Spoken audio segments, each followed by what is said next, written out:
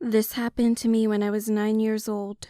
My parents were divorced, so I had to stay with my dad half of the week and with my mom for the other half. It was pretty stressful because I had to move a lot of my things back and forth, and every time they saw each other, they would argue. Anyway, on a Thursday, I arrived at my parents' house around 10:45 p.m. When my dad dropped me off, I noticed that my mom's car wasn't there yet and her bedroom window was open. But I didn't think much of it at the time. I started to make my way to the kitchen because I wanted a snack before going to bed. Then I saw my mom in the kitchen, chopping something. I immediately greeted her, but she didn't respond. I thought she was messing with me or she was sleepwalking because she was already in her pajamas. So I came closer to her. I couldn't see her face because of her long hair, and her skin was much paler than usual. I tapped her on the shoulder and she slowly turned around. At that moment, I could definitely see that wasn't my mom. She was grinning from ear to ear, and she wasn't chopping vegetables. She was chopping her own fingers. Blood was dispersed everywhere. Screaming, I ran upstairs to my room, shut the door, and hid in my closet.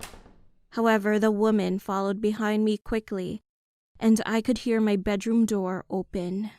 Through the crack, I could see that she was holding a knife and her hands were gushing out blood. I quickly locked my closet, but I think that the woman must have heard it. As soon as I locked it, she ran towards the closet. She tried to open it, laughing maniacally, and soon her laughter turned to screams. I thought I was going to die, so I just sat in the corner and cried.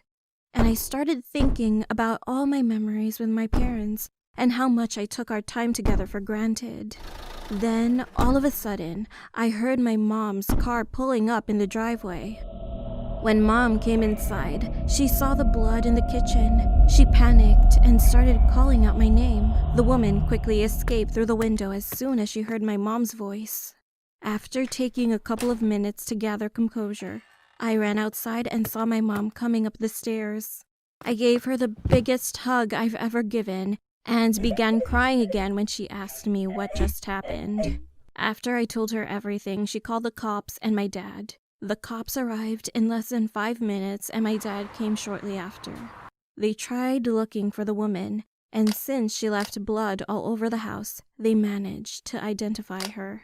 It turned out that she escaped from a mental facility, then found my mom's house and sneaked in. She was arrested a week later, and she was in jail for a year for breaking into our house and then put back in the mental facility. Well, I haven't heard from her since. But I do hope she got the help that she needed.